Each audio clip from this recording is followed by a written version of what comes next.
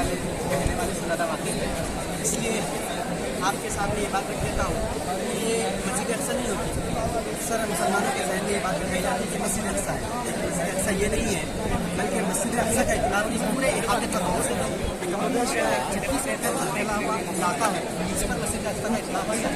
اور یہ مسجد کی حقیقت اس طرح ہے کہ آج جو آپ عمارتیں دیکھ رہے ہیں، یہ عمارتیں عبدالملک بن مروان کے زمانے میں تعمیر کی گئی ہے. عبدالملک بن مروان نے یہ قبہ، اس کو قبۃ الصخرہ کہا جاتا ہے، اور مسجد اقصی کا اطلاق اس عمارت پر ہوتا ہے. چونکہ مسلمانوں نے عبادت کے لیے اس عمارت کو خاص کر لیا کہ مسجد سے اس علاقے میں نماز پڑھتے ہیں، حالانکہ پوری مسجد اقصی ہے لیکن عبادت کے لیے خاص کر دیا ہے، اس لیے اس کو مسجد اقصی کہا جاتا ہے. اس کو مسجد عمری بھی کہا جاتا ہے کیونکہ حضرت عمر رضی اللہ تعالیٰ نے جب اس ملک کو فتح کیا تھا تو یہاں آ کر جگہ صاف کی تھی اور مسجد چھوٹی تعمیر کر کے وہاں پر نماز ادا کی تھی. اب یہ عمارت کچھ اس طرح بنی ہوئی ہے کہ کم و بیش بیک وقت 3 سے 3.5 ہزار نماز اس کے اندر ادا کر سکتے ہیں اور کافی شاندار اس کی بناوٹ اور نقش و نگار ہے.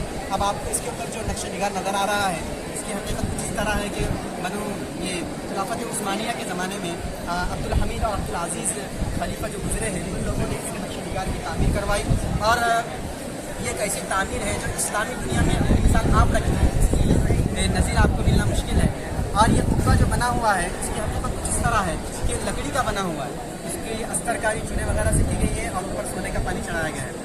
اور یہ قبہ ایک ایسی چٹان پر ہے جو 1.5 سے 2.5 فٹ کے نزدیک کے دیوار براق ہے. آپ علیہ السلام جب معراج پر گئے تو یہاں پر اپنی دیوار کو آپ صلی اللہ علیہ وسلم اپنے براق کو آپ علیہ السلام کے براق کو یہاں پر باندھا گیا تھا.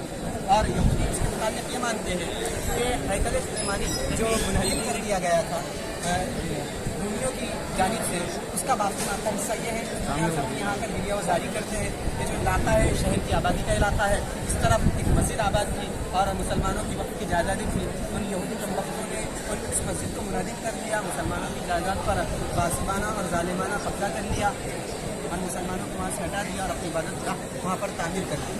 اس کے بعد اس علاقے میں کئی کنویں ہیں کیونکہ زائرین یہاں پر آتے ہیں اس مسجد میں، تو ان کی سہولت کے لیے کنویں بنائے گئے. کم و بیش 25 کنویں ہیں.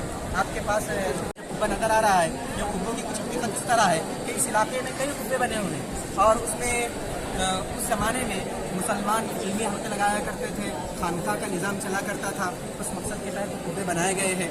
اب یہ میوزیم، اس علاقے میں ایک میوزیم بھی ہے. اسلامی ادوار کو یہ میوزیم بتلاتا ہے کہ 10 مسلمان بادشاہوں کے عجائبات اس میں رکھے گئے ہیں.